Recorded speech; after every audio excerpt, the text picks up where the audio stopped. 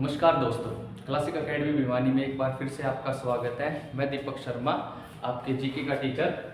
आज आपको पढ़ाने जा रहा हूँ दुनिया में जितने भी घास के मैदान हैं। कोई भी एग्जाम ले लीजिए, ज्योग्राफी में बहुत इंपॉर्टेंट टॉपिक है और यही टॉपिक आपको कई चीज़ों को एक्स्ट्रा बता देगा। तो देखिए, ये मैंने बनाया है यहाँ पे प्रशांत महासागर, अटलांटिक महासागर, हिंद महासागर, ये आप सब जानते हैं महासागर। इसके बाद मैंने बनाया है नॉर्थ अमेरिका, साउथ अमेरिका, जिसको उत्तर अमेरिका बोलते हैं और दक्षिण अमेरिका बोलते हैं। फिर अफ्रीका महाद्वीप, यूरोप, एशिया और ऑस्ट्रेलिया। एंटार्क्टिक जो सातवां है वो नीचे है। एक न्यूजीलैंड भी है। जो न्यूजीलैंड देश है वो एक न्यूजीलैंड, पहले जीलैंड एक कॉन्टिनेंट होता था, वो पानी में चला गया, उसी के ऊपर जो देश बना वो न्यूजीलैंड बना। ठीक है, तो उसको 8वां बोलते हैं, लेकिन वो पानी के अंदर है। ठीक है, ये वाला जो हिस्सा है यही न्यूजीलैंड है। अब देखिए, आज पढ़ते हैं घास के मैदान। क्या होते हैं घास के मैदान और भूगोल में घास के मैदानों को इतना इंपॉर्टेंस क्यों दी गई है। देखिए, घास के मैदान जहां जहां भी आपको मिलेंगे वहां पे दो कारण मिलेंगे घास उगने के। घास भी कोई छोटी मोटी घास नहीं होती, 5-5 मीटर की घास होती है। हाथी घोड़े भी नहीं दिखते उन घासों के अंदर। तो आपके अमेरिका से लेकर नीचे ब्राजील, अर्जेंटीना तक, यहाँ पे अफ्रीका में दक्षिण अफ्रीका और ऊपर तंजानिया तक, यूरोप में यहाँ से यूरोप से लेकर मंगोलिया तक, भारत में श्रीलंका में, ये जो श्रीलंका वाला पार्ट है श्रीलंका में, और ऑस्ट्रेलिया में, जहां जहां भूमि है वहां वहां घास के मैदान मिलते हैं। और घास के मैदान को हमने यहाँ पे देखिए, मैंने छोटा सा पृथ्वी बना रखी है, इस ग्लोब के हिसाब से डिवाइड कर रखा है। तो दो टाइप के घास के मैदान होते हैं, या तो होंगे उष्णकटिबंधीय घास के मैदान या फिर होंगे शीतोष्णकटिबंधीय घास के मैदान।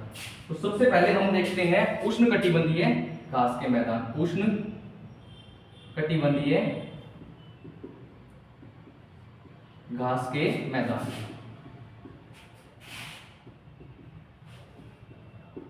अब देखिए, उष्णकटिबंधीय का मतलब क्या होता है, सबसे पहले ये जानना जरूरी है। यहाँ पे मैंने आपके लिए ग्लोब में लाइन खींच रखी है। देखिए, ये जो रेड वाली लाइन है ये है भूमध्य रेखा। पृथ्वी को दो हिस्सों में डिवाइड करने वाली, बांटने वाली रेखा को ही बोलते हैं भूमध्य रेखा। इसको विषुवत भी बोलते हैं। तो देखिए, ये जो ऊपर वाला भाग है ये कौन सा है, उत्तरी गोलार्ध, और ये जो नीचे वाला भाग है भूमध्य रेखा से ये है दक्षिणी गोलार्ध। दक्षिणी गोलार्ध। एक चीज ध्यान रखिए, भूमध्य रेखा से पैरेलल ऊपर की तरफ चलने वाली रेखा क्या कहलाती है, अक्षांशीय रेखा। भूमध्य रेखा से पैरेलल ऊपर की तरफ चलने वाली रेखा कहलाती है अक्षांशीय रेखा। और अगर उत्तरी ध्रुव और दक्षिणी ध्रुव को मिलाने वाली रेखा पूछ ले तो कौन सी होती है, देशांतर रेखा। तो ये दोनों रेखाओं को ध्यान में रखना। इसीलिए मैं कहता हूं पृथ्वी जो हमारी है 23 डिग्री, मतलब 23.5 डिग्री हमारा झुकी हुई है, टिल्ट है अपने अक्ष से। तो इसको मैं कह सकता हूं, ऊपर की तरफ जो आप ब्लैक लाइन देख रहे हो भूमध्य रेखा से, ये है कर्क रेखा, और नीचे वाली जो ब्लैक लाइन देख रहे हो ये है मकर रेखा। तो उसमें नहीं जाते कितने स्टेट से गुजरते हैं, वो जब भारत को पढ़ेंगे उसमें चले जाएंगे। लेकिन अभी देखो, कर्क रेखा और मकर रेखा के बीच में जो जो घास के मैदान पड़ते हैं उन्हीं को क्या बोलते हैं, उष्णकटिबंधीय घास के मैदान। क्यों बोलते हैं उष्ण? उष्ण का मतलब उष्मा। उष्मा से अभिप्राय है कि जब भी सूरज की डायरेक्ट किरणें पड़ेंगी तो कर्क रेखा और मकर रेखा के बीच में ज्यादा पड़ेगी, और यहाँ की जो मिट्टी होती है वो कम गहरी होती है और सूखी होती है, जिस वजह से यहाँ पर पेड़ पौधे कम उगते हैं। और पेड़ पौधे कम उगने की वजह से क्या होती है, घास उग जाती है। इसीलिए ये घास के मैदान बहुत फेमस है। घास के मैदान में प्राथमिक उपभोक्ता कौन होते हैं, जो आपके शाकाहारी है। फूड साइकिल हम 9वीं 10वीं में पढ़ते थे ज्योग्राफी में। तो जो प्राथमिक उपभोक्ता होंगे घास के मैदान में वो कौन होंगे, शाकाहारी, जैसे गाय, बकरी, घोड़ा, ये क्या है, घास खाते हैं। द्वितीय जो उपभोक्ता होंगे उन घास खाने वालों को खाएंगे। और तृतीय होते चील, कौवे, जो उनको सबको, अगर कोई मरा हुआ उसको खा लिया, अगर कोई शाकाहारी मिल रहा है तो शाकाहारी भी खा लेते हैं, तो वो मिक्स खाते हैं। तो देखिए, घास के मैदान की ये इंपॉर्टेंस थी, ये हमारी उपयोगिता थी कि घास के मैदान क्यों अनिवार्य है। अब देखिए, जो उष्णकटिबंधीय घास के मैदान है ये कौन कौन से और कहां कहां पाए जाते हैं। तो देखिए, जो सवाना है, सवाना सभी घास के मैदान सवाना के ही टाइप है, लेकिन अलग अलग जगह पर अलग अलग महाद्वीप में अलग अलग नाम से बोला जाता है। तो देखिए, हम स्टार्ट करते हैं हमारा दक्षिण अमेरिका से। तो दक्षिण अमेरिका में जो घास के मैदान है, उत्तरी कोलंबिया और उत्तरी ब्राजील। उत्तरी यहाँ पे कोलंबिया है और ये ब्राजील, यहाँ पे हमको घास के मैदान मिलेंगे लेनोस, लेनोस, लेनोस एक टाइप। इसके साउथ में, इसके थोड़ा सा, लेनोस के थोड़ा साउथ में दक्षिण ब्राजील के पास आपको मिलेंगे कंपास, कंपास, कंपास। तो देखिए पंपास और कंपास में कंफ्यूज मत होना, अभी पंपास को पढ़ेंगे, वो शीतोष्ण में आते हैं। कंपास किस में है? उष्ण कटिबंधीय में, क्योंकि क्वेश्चन डायरेक्ट आपसे पूछा जाएगा उष्ण कटिबंधीय कौन से, शीतोष्ण कटिबंधीय कौन से हैं, ठीक है। तो उसमें ज्योग्राफी बिल्कुल चेंज हो जाती है इनकी। अब देखिए हमारा साउथ अफ्रीका, साउथ अमेरिका में, दक्षिण अमेरिका में, अमेरिका में ये दो है। तो लेनोस कहां पर है? लेनोस ऊपर है, लेनोस, ठीक है भाई, लेनोस ऊपर, और नीचे कौन सा है? कंपास, कंपास, कंपास नीचे है ब्राजील। यहाँ पे देखिए कौन कौन से, लेनोस में कौन कौन से पड़ेंगे? लेनोस में आपका कोलंबिया देश पड़ेगा, वेनेजुएला देश पड़ेगा, और कंपास में कौन पड़ेगा? ब्राजील पड़ेगा। ध्यान रखना, कंपास में ब्राजील, और ऊपर यहाँ पे कौन सा है? मैप में आप देखोगे एटलस खोल के तो क्या मिलेगा? कोलंबिया और वेनेजुएला, तो ध्यान रखना। अब आगे चलते हैं अफ्रीका में। तो अफ्रीका में तंजानिया, तंजानिया से लेकर जिम्बाब्वे तक ये कौन से मैदान पड़ते हैं? सवाना के घास के मैदान। कौन से मैदान? सवाना के घास के मैदान। तो हम तीसरा टाइप लिख देते हैं सवाना के घास के मैदान, सवाना। ये सभी के सभी सवाना के ही टाइप है, बस अलग अलग जगह पर अलग अलग नाम से बोले जाते हैं। सवाना कहां पर? अफ्रीका में, ठीक है भाई। तो सवाना घास के मैदान। अब बारी आती है ऑस्ट्रेलिया में कौन से घास के मैदान है? तो ऑस्ट्रेलिया में घास के मैदान आपको मिलेंगे क्वींसलैंड। ऑस्ट्रेलिया में जगह का भी नाम है क्वींसलैंड, क्वींसलैंड ये जगह का भी नाम है। और अगर कोई क्रिकेट देखता है तो क्वींसलैंड में मैच भी होते हैं, बिग बैश लीग के मैच भी होते हैं क्रिकेट के। तो ये कहां पर है? ऑस्ट्रेलिया में, ऑस्ट्रेलिया में, ऑस्ट्रेलिया में कौन से? क्वींसलैंड। ये क्वींसलैंड है कहां पर ऑस्ट्रेलिया मैप में? तो उत्तरी ऑस्ट्रेलिया, ये कौन सा है? क्वींसलैंड। अब मैं आपको एक छोटी सी चीज बताता हूं, इनको देखते वक्त एक चीज ध्यान रखना। मैं अगर यहाँ पे एक भूमध्य रेखा खींच दूं तो कोई प्रॉब्लम नहीं है। हमें सबको पता है कि भारत कहां से स्टार्ट होता है? 8.4 डिग्री से स्टार्ट होता है। 8.4 डिग्री से अगर मैं थोड़ा नीचे चला जाऊं तो यहाँ पे हम बिल्कुल न्यूट्रल लाइन मानेंगे। उस न्यूट्रल लाइन को ही क्या कहते हैं? उस न्यूट्रल लाइन को ही कहते हैं हम भूमध्य रेखा। और ये भूमध्य रेखा पृथ्वी को बीच में से डिवाइड करती जा रही है, ठीक है, ये भूमध्य रेखा है। अब इसके ऊपर अगर मैं कहूं, इसके ऊपर अगर मैं कहूं, आपको पता है कर्क रेखा है, ये मैंने खींच दी कर्क रेखा, ठीक है भाई, ये चली गई कर्क रेखा। और नीचे कौन सी रेखा है? मकर रेखा, ये मैंने खींच दी मकर रेखा।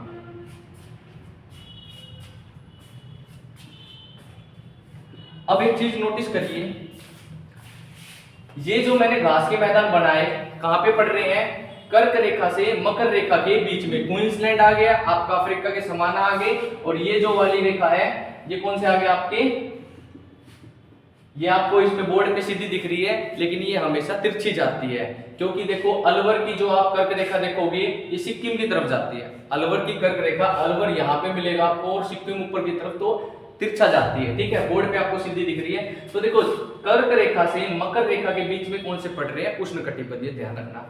अगर आपको कोई कह दे दक्षिणी दक्षिणी ऑस्ट्रेलिया, दक्षिणी ऑस्ट्रेलिया में कौन से पड़ते हैं, तो आपको ध्यान होना चाहिए ऑस्ट्रेलिया के नीचे बीचों बीच से कौन सी जा रही है? मकर रेखा जा रही है, तो उसके नीचे दक्षिणी ऑस्ट्रेलिया हमेशा 23.5 डिग्री से पार चला जाता है, तो इसलिए वहां पर शीतोष्ण कटिबंधीय। तो पहले ये लिख लो, 5 डिग्री से लेकर 20 डिग्री तक कौन से होते हैं? उष्ण कटिबंधीय, उष्ण कटिबंधीय घास के मैदान, घास के मैदान।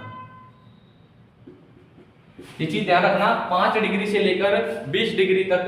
अब देखो दोनों तरफ मैंने पहले ही बता दिया था अक्षांश कौन से होते हैं, तो मैं कहूं अगर 5 डिग्री उत्तरी अक्षांश से लेकर 20 डिग्री उत्तरी अक्षांश तक, और सेम ऐसे ही नीचे दक्षिण की तरफ कि 5 डिग्री दक्षिणी अक्षांश से लेकर 20 डिग्री दक्षिणी अक्षांश तक क्या मिलेंगे हमें? उष्ण कटिबंधीय घास के मैदान। अब बारी आती है उष्ण कटिबंधीय के अलावा कौन से घास के मैदान होते हैं, तो हमारे कौन से घास के मैदान आएंगे? शीतोष्ण कटिबंधीय घास के मैदान।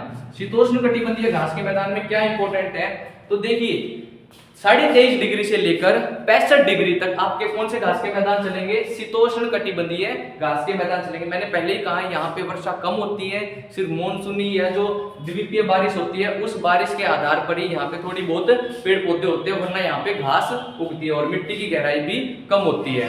तो अब देखिए कौन से पढ़ेंगे हम पढ़ेंगे शीतोष्ण कटिबंधीय, शीतोष्ण कटिबंधीय घास के मैदान, घास के मैदान। अब देखो शीतोष्ण कटिबंधीय में क्या देखेंगे? शीतोष्ण में देखेंगे कि 23.5 से लेकर यहां से लेके ऊपर की तरफ, तो यहां से लेके ऊपर तक अगर मैं एक रेखा खींच दूं तो ये रेखा हो गई, और नीचे अगर मैं कर्क रेखा मकर रेखा से नीचे की तरफ रेखा खींच दूं तो मेरी ये वाली रेखा हो गई। ठीक है, तो अब देखिए यहां पे आपका सबसे पहले आता है साउथ अफ्रीका, साउथ अफ्रीका। यहां पे कौन से घास के मैदान मिलेंगे? वेल्ड, कौन से? वेल्ड, ध्यान रखना वेल्ड, वेल्डिंग वाला वेल्ड। ठीक है, तो ये इससे भी याद रख लो, साउथ अफ्रीका में वेल्डिंग करते हैं, तो साउथ अफ्रीका में कौन सा? वेल्ड घास के मैदान मिलेंगे। अब बारी आती है, मैंने कहा ये वाला हिस्सा जो आपका, देखो मैंने क्या बोला था, मकर रेखा से लेकर 65 डिग्री तक, इसके बीच में आपका क्या आ रहा है? यहाँ पे न्यूजीलैंड, तो कैंटरबरी, कौन सी? न्यूजीलैंड में कौन सा है? कैंटरबरी, लिख लेना, इधर ही लिख देते हैं, न्यूजीलैंड में कैंटरबरी, कैंटरबरी, न्यूजीलैंड में कैंटरबरी, साउथ अफ्रीका में वेल्ड के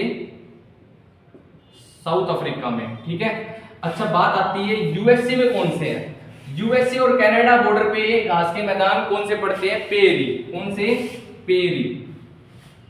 पेरी घास के मैदान कहां पर? कनाडा और यूएसए, कनाडा और प्लस यूएसए का फुल फॉर्म क्या है? United states of America. ठीक है, अब इसके बाद कौन सा आता है? देखो ये हो गया। अब आ जाओ पंपास पे, ये जो अर्जेंटीना और उरुग्वे का बॉर्डर पड़ता है, अर्जेंटीना ऊपर क्या है? उरुग्वे, तो यहाँ पे क्या पड़ेगा? पंपास। काफी बार नाम सुना होगा, पेपर में ही बार बार आता है। पंपास कहाँ पे मिलते हैं? अर्जेंटीना और उरुग्वे, अर्जेंटीना और उरुग्वे के बॉर्डर पे क्या मिलेंगे आपको? ये वाले मैदान मिलेंगे। अब देखो भारत में भी कुछ घास के मैदान है उत्तराखंड में, तो उसको क्या बोलते हैं? देखो भारत में मैंने बताया आपको शीतोष्ण है, भारत में शीतोष्ण, क्योंकि 23.5 से ऊपर हो गया, उत्तराखंड 23.5 से ऊपर हो गया, तो भारत में कौन से मिलेंगे? बुंगेयाल, कौन से? बुंगेयाल, याद रखना ये नाम, बुंगेयाल और मर्ग भी याद रखना, बुंगेयाल और मर्ग, ये दो नाम आ जाए तो ये कहां पे मिलेंगे? घास के मैदान भारत में, और भारत के भी कहां पर? उत्तराखंड में, उत्तराखंड में घास के मैदान मिलेंगे बुंगेयाल और मर्ग। बुंगेयाल और मर्ग ये दो अलग अलग है। ठीक है भाई, श्रीलंका में कौन से मिलेंगे? पाटना श्रीलंका में कौन से? पाटना। न्यूजीलैंड में कौन से? कैंटरबरी न्यूजीलैंड में। वेल्ड कहां पर? साउथ अफ्रीका में। ये कौन से? सारे के सारे शीतोष्ण, याद रखना, ज्यादा नहीं है। अगर घास के मैदान से कोई क्वेश्चन आ गया, इनसे बाहर नहीं आएगा, ये मैं गारंटी के साथ कहता हूं, इनसे बाहर कोई टॉपिक नहीं आएगा। कैंटरबरी न्यूजीलैंड, वेल्ड कहां पर? साउथ अफ्रीका, और पेरी कहां पर? ये है भाई पेरी, कभी पैचरी कर लो। पेरी कहां पर है? कनाडा और यूएसए में। पंपास कहां पर? अर्जेंटीना उरुग्वे, और ये कहां पर है? Argentina Uruguay, south America. ध्यान रखना, कॉन्टिनेंट भी पूछ सकते हैं आपसे रीजन भी पूछ सकते हैं। 3 टाइप से क्वेश्चन बन सकता है, शीतोष्ण कटिबंधीय, उष्ण कटिबंधीय पूछ सकते हैं कि जलवायु के हिसाब से कौन से है, देश के हिसाब से कौन से, या फिर महाद्वीप के हिसाब से कौन से है। ठीक है, और बुंगेयाल और मर्ग ये किस में है? भारत में है आपके। तो अब देखिए सबसे इंपॉर्टेंट जो बार बार आता है एक वो रह गया, उसका नाम है स्टेपी। कौन से? स्टेपी। ये सबसे बड़े घास के मैदान है। ये आपके देखो यहाँ पे काला सागर है, ये तुर्की देश है, यहाँ पे यूरोप है, यूक्रेन की लड़ाई यहाँ पे बची हुई है, यहाँ पे कौन सा है? बेलारूस यूक्रेन के ऊपर, ये ऊपर पूरा रशिया है, यहाँ पे भी रशिया, ये यहाँ पे कजाकिस्तान है, तो कजाकिस्तान, रशिया, काला सागर से कई बार पूछ लेते देश कौन कौन से लगते हैं? कजाकिस्तान, रशिया, इस तरफ से अजरबैजान, अर्मेनिया, फिर ऊपर की तरफ ये रूस, और इस तरफ यूक्रेन, और फिर नीचे टर्की। यहां से देखो, अब ये जो काला सागर है इसके यहां से स्टार्ट होते पूर्व से और आपके मंगोलिया तक चलते हैं। ये अल्पाइन पर्वत श्रृंखला है। और जो पुराना रेशम मार्ग है, रेशम मार्ग था कश्मीर के ऊपर, चीन से स्टार्ट होता था, भारत होते हुए ये अफगानिस्तान, पुराना भारत, अखंड भारत होते हुए अफगानिस्तान से तुर्की होते हुए यूरोप में जाता था और अफ्रीका में जाता था, पुराना रेशम मार्ग। तो ये इसी घास के मैदान से लिंक है। यहाँ पे भी क्या वर्षा कम होती है, इसलिए ये घास के मैदान, इनको क्या बोलते हैं, स्टेपी। स्टेपी कहां पर, यूरेशिया में, ध्यान रखना, आधा यूरोप आधा एशिया, यूरेशिया यूरेशिया में स्टेपी मिलते हैं। काला सागर, यहाँ पे कौन सा था, काला सागर, काला सागर के पूर्व से लेकर, पूर्व मतलब कजाकिस्तान के बिल्कुल पश्चिमी बॉर्डर से लेकर आपका कहां तक पड़ेगा, मंगोलिया तक, अल्पाइन पर्वत श्रृंखला तक। तो ये थे आपके घास के मैदान। आप ये चीज ध्यान रखना, भारत का यहाँ पे कौन सा है, सबसे निचले वाला, इंदिरा पॉइंट 8.4 डिग्री से, और ये कितना देखो, यहाँ पे भूमध्य रेखा से 23.5 डिग्री नीचे, 23.5 डिग्री ऊपर, ये उष्ण कटिबंधीय, 23.5 डिग्री के ऊपर कितना, 65 डिग्री तक ऊपर, और नीचे कितना, शीतोष्ण कटिबंधीय। शीतोष्ण के कौन से, कैटरबरी, बेल्ट, पेरी, पंपास, बुंगयाल, और फिर मर्ग, और फिर कौन सा, स्टेपी और यूरेशिया। और ये जो पैटर्न मैंने लिखा है ये उष्ण है भाई, ध्यान रखना, क्योंकि याद करो नीचे है 23.5 से, ये 23.5 से नीचे है, 23.5 क्या है, कर्क रेखा से नीचे है, तो क्या, पाटना, ठीक है भाई, तो ये ध्यान रखना। अच्छा, अभी एक साथ इकट्ठे पढ़ लेते हैं। ये कौन सा था, ये वाला क्वींसलैंड, ये कौन सा था, डाउन्स, ध्यान रखना, नीचे वाला डाउन्स। सबसे नीचे देखो आपको क्या दिख रहा है, भारत से नीचे ऑस्ट्रेलिया, तो डाउन्स कहां पे, ऑस्ट्रेलिया में, क्वींसलैंड क्रिकेट के मैच होते हैं ये वाला कौन सा है, देखो लाइन से ये 23.5 के पार चला गया तो कौन सा हो गया, शीतोष्ण, ऊपर है तो कौन सा है आपका उष्ण, क्वींसलैंड उष्ण। अच्छा, उसके बाद कौन से है, ये क्या, गर्मियों में कौन से होते हैं, समाना, क्वींसलैंड, समाना अफ्रीका में, क्वींसलैंड ऑस्ट्रेलिया में, और ये यहाँ पे पाटना श्रीलंका में, और फिर यहाँ पे कौन सा बताया था, लेनोस, कौन सा, लेनोस और कंपास, ये आपके कौन से थे, आपके घास के मैदान थे, उष्ण कटिबंधीय, और शीतोष्ण कटिबंधीय आपके ये रहे।